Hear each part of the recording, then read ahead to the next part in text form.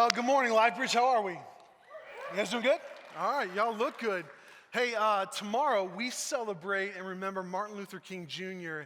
One of my absolute all-time MLK favorite quotes is, "The ultimate measure of a man is not where he stands in moments of comfort and convenience, but where he stands at times of trouble and controversy."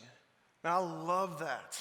Like, I want to be a kind of leader, and I want to be the kind of man and husband and father and friend that stands up in the middle of challenge and controversy and trouble. And thinking about that, whenever Martin Luther King Jr., when he stood up for things that were all extremely controversial at the time and so much challenge, we've come a long way since he stood up. But at the exact same time, we still have a long way to go. We have a long way to go. If there's ever going to be racial reconciliation in our country and really in the world, if that's ever gonna happen, it's only gonna happen if the church leads out. So tomorrow, like as we celebrate and remember him and how he carried the baton so well and passed it, remember what he has done, and then remember we still got a lot of work to do. We got a lot of work to do, all right? If you're a guest or if you're checking things out for the first time today, welcome to LifeBridge. My name's Matt. I'm one of the pastors here, and I would love to get the chance to meet you. I usually post up right out in the lobby after the service, so if you're up for it, if you're down with it, come say hi whenever you're ready, because I'm excited you're here. And I also know that it can be a little weird walking into a place like this. Like, especially if you only know one or two people, or maybe you don't know anybody at all. It can be weird walking in here if you've never really spent a whole lot of time in church before, and that can make you feel like an outsider pretty quick. That feeling of being an outsider, that's real. I just want you to know we acknowledge that, but I also want you to know the desire of this church is that there would not be a division between insider, whatever that means, and outsider. Like, we're not perfect. We're going to mess this up at times, but we don't want there to be a divide between insider and outsider, because nobody likes that feeling. That feeling of being an outsider, nobody likes it. And I'm guessing every single one of us have experienced it at some point in our lives. Case in point, let me give you an example. My wife is an instructor that teaches an exercise class that's exercise through dance. It's kind of like Zumba, but it focuses just as much on the person as it does the body. And she's been doing this for years. She's awesome at it. She loves it. It's become a ministry for her over the years. And actually, she just started teaching classes here in Colorado. When she started this up years ago, she held this huge event as a way to kind of intro into the class and also a way to develop future leaders that could do what she was doing. So I was just so proud of her. I was excited for her. So I wanted to watch her as she was in action. I wanted to support her by going to the class and just watching. She wanted me to support her by participating in the class. Why has every service laughed at that? Do I not look like a dancer? Like, come on. It wasn't gonna happen, okay? Like, I'm all about being active. I love to be active and play sports and do all that kind of stuff. But fast-paced Zumba-like dancing doesn't make my list. Like, when it comes to dancing, I'm as white as they come. Like, it's just not a good thing. Dancing, not in my comfort zone. And I have no problem never stepping out of that comfort zone and have no plans to. So I just wanted to go and support her. So when I get there, not only do I feel like an outsider because I'm the only person there that can't dance, on top of that, when I get there, I'm the only guy. Only guy. A room full of women, 100 plus women. I show up not being able to dance, being the only guy. Now I feel like even more of an outsider, because I guarantee I look as awkward on the outside as I'm feeling on the inside. So I get there and I just go straight to the back of the room. It's dark back there, there's shadows, I can hide out, maybe nobody will notice me, let me just chill back there. What seemed like an eternity before the class actually started. Lights come up, music comes on, Kelly's up on stage, just killing it. She's leading so well with so much energy. She's actually a very good dancer. She would tell you that she's not, but don't let her lie to you, she is. She was doing things and moves that I honestly don't know how someone is coordinated enough to do that. And then on top of that, she's given instructions and encouragement to the entire room. I was out of breath watching her lead this class. So she's leading it, and then I just got overwhelmed with pride. Like, I'm watching my wife do something that she loves, something that gives her so much life. She's really, really good at it. I'm watching a room full of women just having a blast because of her. They're gaining confidence because of her leadership. Like, as a husband, I was just overwhelmed with pride. So I wanted to capture this moment. Like, I pulled out my phone and I start recording Kelly. And then after a few moments, it dawned on me, I'm the only guy in this room. I'm standing in the shadows of the back of the room behind 100+ women who are all wearing yoga pants and dancing. And I've got my phone out and it looks like I'm not recording the girl on stage. It looks like I'm recording them. They don't know who I am. They don't know that I'm Kelly's husband. They think I'm the creepy dude that's snuck in the back, hiding out in the shadows, and now is recording their exercise class. So that feeling of being an outsider came rushing back over me really quickly, along with a new feeling that I'd never experienced before, the feeling of being a potential criminal. So I just put my head down and got out of there as quickly and discreetly as I could. I already saw the headlines, like, local pastor arrested for videotaping women's exercise class. It's just not a good look. Like, it's not something I want on my resume. But being an outsider, it feels awkward. It just feels really awkward. If you're an outsider, depending on your scenario, you can feel like you're imposing on people too. If you're an outsider, you definitely feel like you don't belong. If you're an outsider, like my case, you can do some dumb stuff and not even realize it. And if you're an outsider, it can feel like you can't contribute. Like, you don't have anything to bring to the table. You don't have any value that you can add. It's really easy to do that, especially when you look at what other people have done. It's easy to feel left out and insignificant when you see all the really impressive things that other people have done. So this past week, I was reading Time Magazine's top 100 most influential people from 2019. Any of you have seen this? But I was reading some of the stories, and wow, impressive to say the least. Like, some of the things that people are doing to influence our world, it's just so inspiring.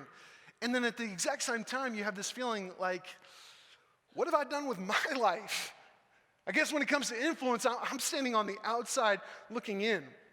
I mean, when you see impressive and influential people, that can be extremely inspiring, and at the exact same time, it makes you feel like, I got nothing to add here. When you hear those stories, it can be discouraging even. Like, reading some of the stories in the Bible has the same effect. Like, if you read Moses' story, like, wow, Moses, what estimated to be, he led 2 million people out of 400 years of slavery. Wow. I can barely lead my kids through the grocery store. Or somebody like Esther. Esther risked her own life to prevent mass genocide. Or then you got scrawny shepherd boy David, who ends up killing the biggest, baddest warrior on the block in a one-on-one fight, and then he becomes the greatest king in the entire history of Israel. Wow. What do I have to bring to the table? I mean, we can look at those stories, whether it's in Scripture or what's in our world, and we can think, I can't live up to that standard. I've got nothing to offer. As if we're supposed to live up to that standard. Like, we think that we have to accomplish these great feats in order to have great results. I got to do something amazing. And if I don't do something amazing, then I'm not significant and I don't have a significant story. It's very easy for us to believe that. But here's the thing. Impressive results, they really come from impressive faithfulness. That's where they come from. Here's what I mean. It's easy for us to believe that greatness only comes from having great talent or great accomplishments, right? Like, if you don't have either one of those, if you don't have great talent or if you don't have great accomplishments, then you're not great. You don't have a great story. It's very easy for us, I think especially in American culture, it's very easy to fall into that line of thinking. But with God, it's actually the opposite. Greatness isn't measured by giftedness. Greatness is measured by faithfulness. Amen. Here's what I mean. Faithfulness does not require talent or gifts or strengths or lifelong experience. It doesn't require that. Faithfulness requires presence and availability. It requires loyalty. That's really the best way to look at it. Sometimes faithful or faithfulness, that word can turn into this fluffy, ambiguous word that we really don't know what it means. Like, I guess that means just to believe blindly in something, but that's not what faithful means. Faithfulness means loyalty. In my opinion, that's the best definition of it. You're loyal to someone. You're loyal to something. You're committed. There's a story in Jesus' family tree of someone who seemingly was this inconsequential outsider. but has an incredible story of faithfulness and loyalty that ended up having massive impact that we're still experiencing today. Matthew 1:5, it says, Solomon was the father of Boaz by Rahab, and Boaz was the father of Obed by Ruth. Ruth is one of 5 women that are listed in Jesus' genealogy. And that was a very big deal because women were almost never listed in genealogies back then because they were considered so insignificant. But Ruth, specifically, she had even more reasons why she would have been considered an insignificant outsider at best. There's a 4-chapter book in the Old Testament that covers Ruth's story. There's just gold in this story. In fact, in my opinion, it's one of the best stories in the Old Testament that foreshadows the gospel. I'm a little bit embarrassed, honestly, that I'm only doing one message today on Ruth because it deserves so much more than that. One day we'll do an entire series on Ruth. But today I just want to look at a couple concepts and kind of tell you her story in a compressed version and see how this is relevant to us. So Ruth lived during the time of the judges in Israel, and that was a rough time to say the least. Violence, chaos, dark time, that was the norm. The Bible actually describes this time period as a time when people did what was ever right in their own eyes.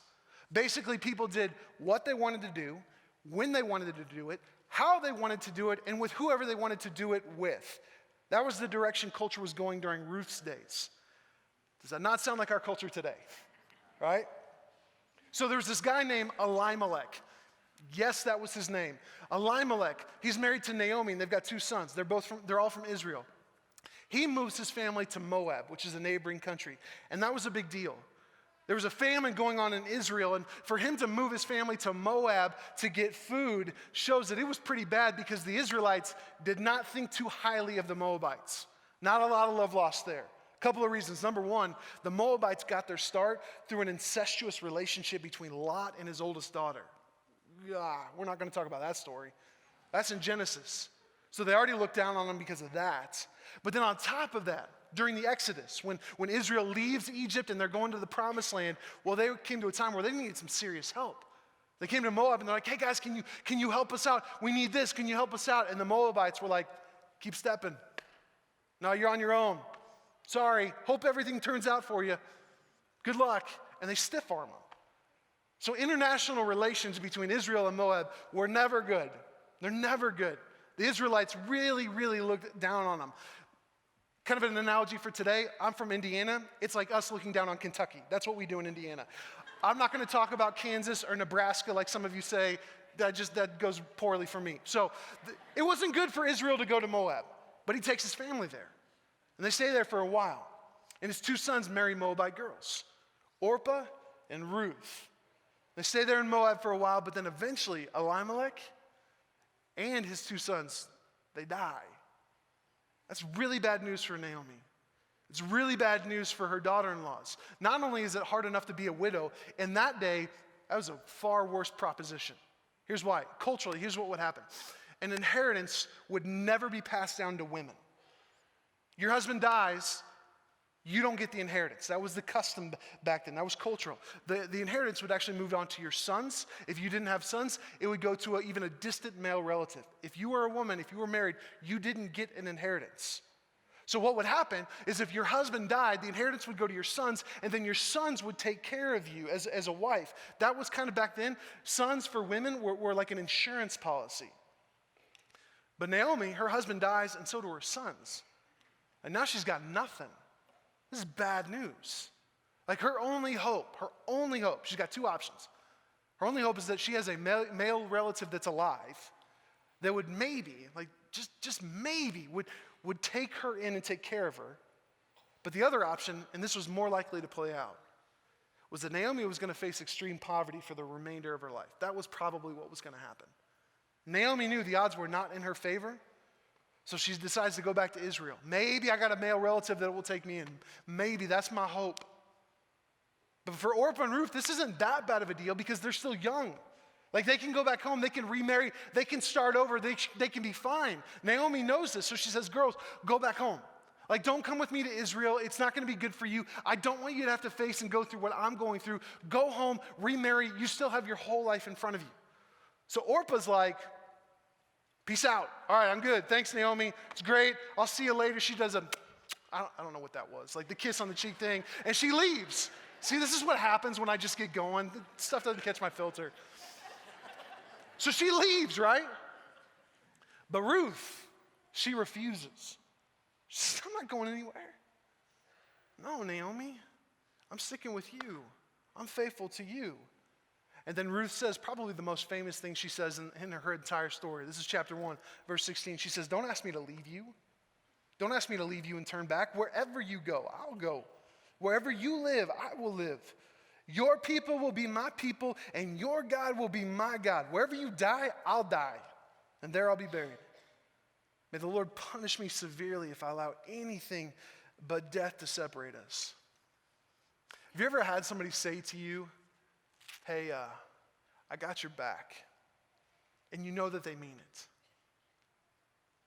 That's a good feeling, isn't it? When you know that they mean it. If somebody says to me, Matt, I got your back, that's the best thing you can say to me. Like, now I know that I'm not alone. Now I know I have a support system. Now I know I have a relationship that's loyal. Man, that's one of the best things that you can ever say to somebody. And that's exactly what Ruth just said to Naomi. Hey, Naomi, I got your back no matter what. And this is at a cost to Ruth. This is a massive risk for Ruth to go with Naomi to Israel. She can go home. She can start over. Nobody's gonna think anything twice about her bailing out. In fact, Naomi's telling her, go home. It's okay. But to go to Israel with Naomi, this was a massive risk. She was most likely going to experience the same thing Naomi was. She was going to experience extreme poverty. In fact, she was more likely to experience it because she was a foreign young single woman. On top of that, because she's a foreign young woman, she was going to be far more vulnerable to assault in that day. Remember, it's a dark time. That was a real possibility for her.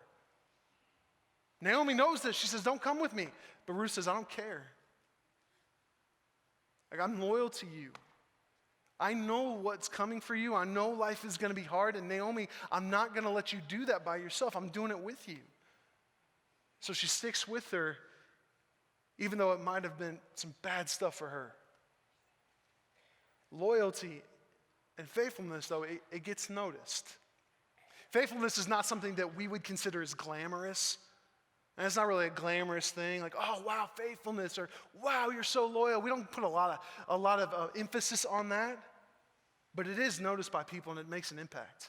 That was true of Ruth, and that's true of you, and that's true for me. Your faithfulness, your loyalty is noticed by other people, whether you realize it or not. And it will have an impact on other people, whether you realize it or not.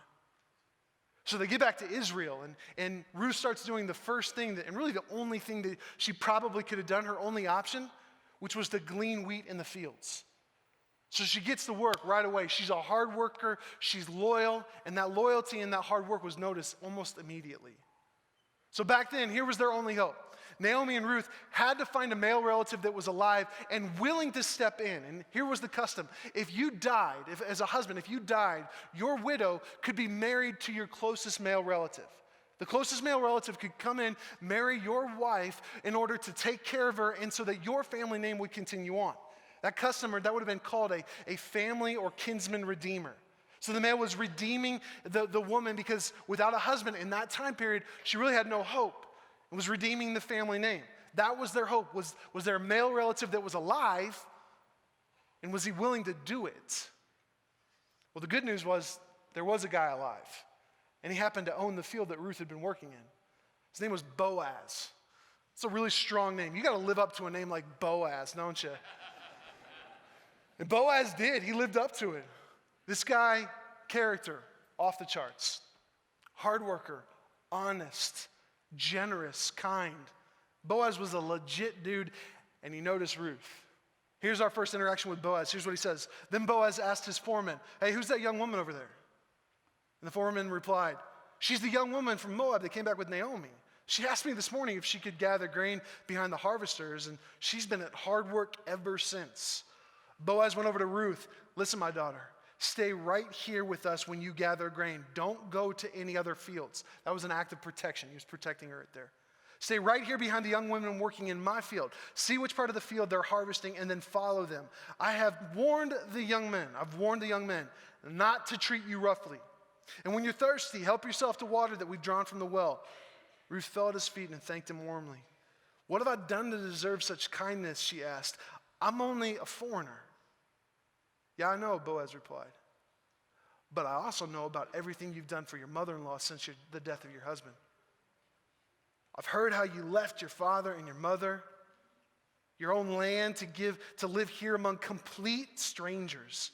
May the God of Israel, under whose wings you have come to take refuge, reward you fully for what you've done." Boaz says, "Hey, Ruth, I've seen what you've done. I see your loyalty. I see your faithfulness. It's not lost on me." He didn't see her as an outsider. He didn't see her as a foreigner, even though that's how she identified herself. He didn't see any of that. What Boaz saw, first and foremost, was faithfulness. He saw her loyalty. And then this story actually has a happy ending. It's got a storybook ending. Boaz does step up. He does redeem and marry Ruth. He takes care of her. He takes care of Naomi. And then they have a son, Boaz and Ruth. And not just any son. Fast forward to the very end of the story, it says this: "And they named him Obed." Why, I don't know. "And they named him Obed. Obed became the father of Jesse and the grandfather of David."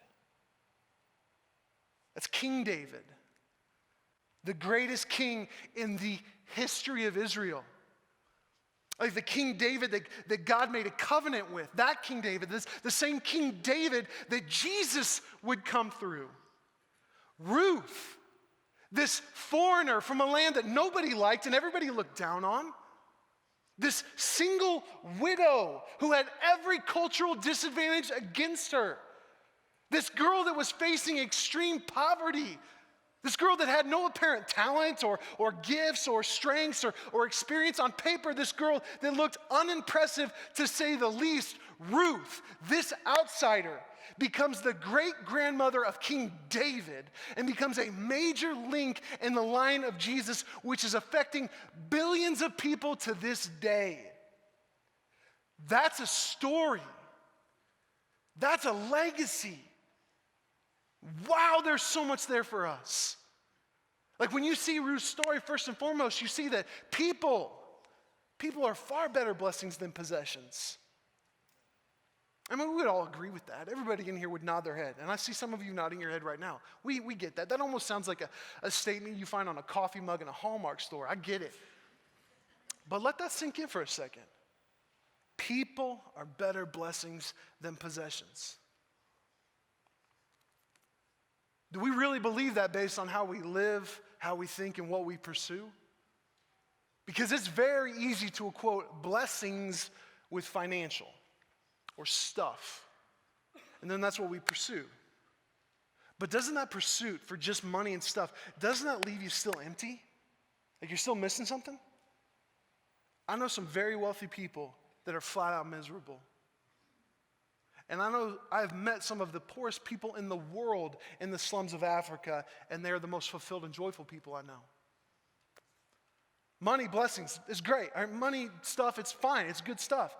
But it's not a better blessing. Like Ruth had nothing. Nothing. No money, no stuff. But Ruth was rich. God had richly blessed her with relationships.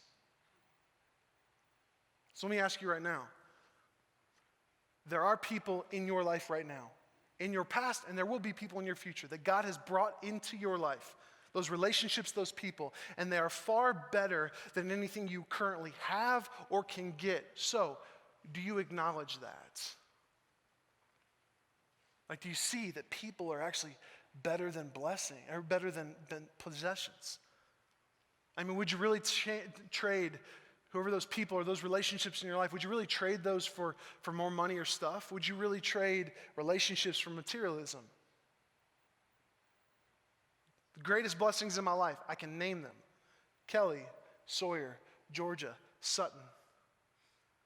My family, my friends.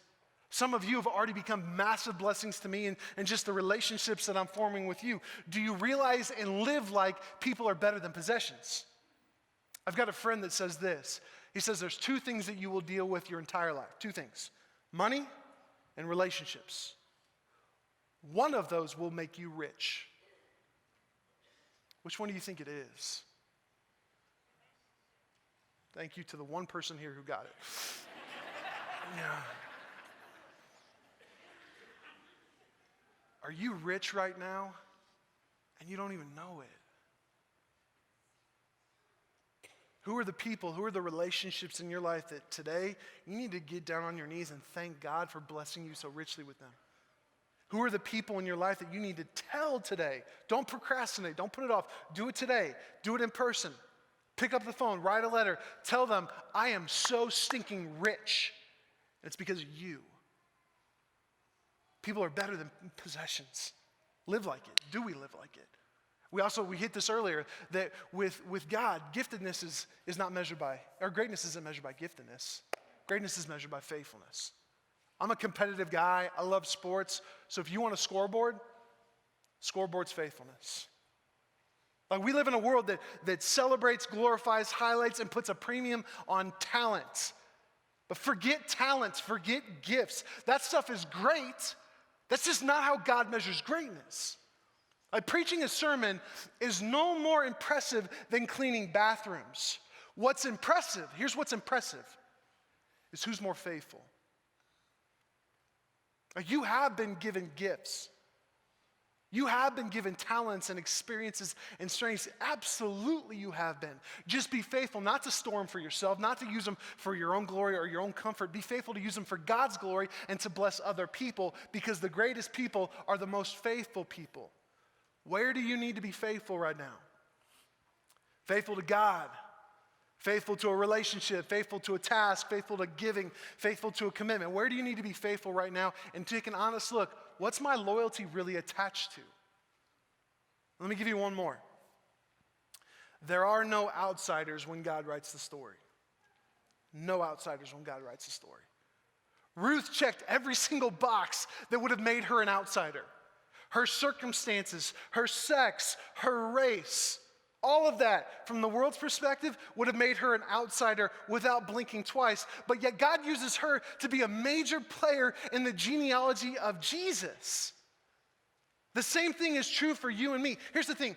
The only way you are an outsider in God's kingdom, the only way you will be an outsider in God's kingdom, is if you choose to be.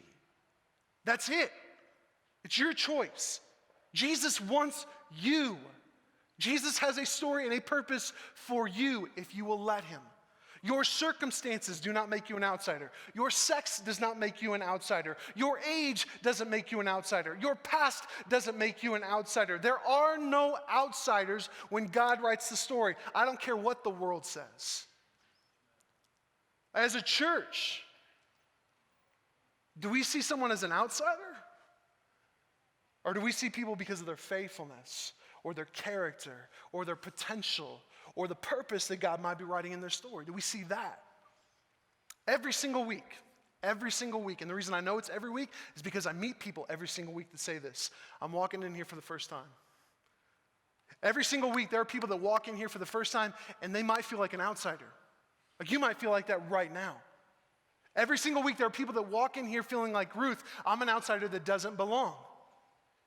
Well, if you consider yourself an insider here, I don't know what that is. If you consider yourself an insider here, then you get to be Boaz. Like, you get to play his role. You don't have to marry him. That's maybe a little awkward and inappropriate. If you're single, though, come find me afterwards. Maybe I can hook you up with somebody. I don't know. Again, see the filter. I shouldn't have said that. Whatever. But you get to play the role of Boaz. Instead of seeing somebody like an outsider, do you see a person with a purpose like he did? There are people that are walking in here today that feel like Ruth, and yet God has got a huge, huge story and purpose for their life, and he's just waiting for a Boaz to step up to use to light the fuse on that story. That could be you. In fact, that's your responsibility. We want to be a church that is meaningful for insiders? Absolutely. But at the exact same time, we want to be accessible to people that feel like they're outsiders. Because the moment a church becomes insider focused, it forgets and ignores the mission that Jesus gave the church. And when that happens, that church has started the clock on its own ending. That church will die. Just study 2,000 years of church history. Here's the thing. That's not going to be us, though. That's not going to be LifeBridge. How you look at people will affect the way that you treat them. If you look at somebody as an outsider, then you are going to be far more willing to ignore, to isolate, to judge, to even resist people and what God might be doing in them and through them.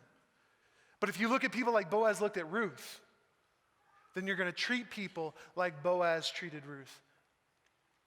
Look, I sure hope that you would look at me, and the more you get to know me, not from up here, it doesn't count me on the stage, but just me in everyday life. If you rub shoulders with me, I hope that you would describe me as somebody that treats people like Boaz treated Ruth, because Boaz treated Ruth like Jesus treats people. That's what we're going to be about here. I got a long way to go. I don't know if you've arrived and you figured that all out. You can come tell me. Ruth ends up becoming the great-grandmother of King David. David's one of my favorite characters in the entire Bible. Amazing things, and he did some jacked up stuff too. Favorite character in the Bible, King David. Jesus comes from Ruth's line. And she never saw that greater purpose for her life. But she was still faithful. Because she was faithful, because of Ruth's faithfulness, her story has history-altering consequences that you and we are benefiting still today. Same thing is true for us. We will never know the full purpose of our lives. We'll never see the full story on this side of eternity. But hear me on this. Hear me on this. Your story is never limited by your lifetime. Your story is never limited by your lifetime. It will go beyond your grave. It will keep going. Ruth, her story is still going. And she lived about 3,700 years ago. Still going. Remember that your story is not limited by your lifetime. Let that affect how you approach every moment and every person. Live like the next conversation or the next person or the next act of service or the next action. Live like the next person, the next action is going to be the start of your great purpose in life or the start of that person's great purpose. I promise you that the rewards will far outweigh the sacrifice of that. Live like your story is not bound to your lifetime, because it's not. It's not. All right? Hey, let me pray for us. God, thank you for your story. That you're still writing a story and that you want to use us, and you have a story for each of our lives that gives you glory, and it's meant for your mission. Father, I pray that as a church and as individuals, we would see people not as outsiders or foreigners or their circumstances, but we would see people just like Boaz saw Ruth, as someone who's faithful, who has a purpose that you're writing. Let us see people the way that you see them and interact with them the way that you see them, especially when it's out of our comfort zone. I pray that when people walk into this church, because it's your church, Jesus, they would be greeted like Boaz greeted Ruth. We love you. It's in Jesus' precious name. Amen.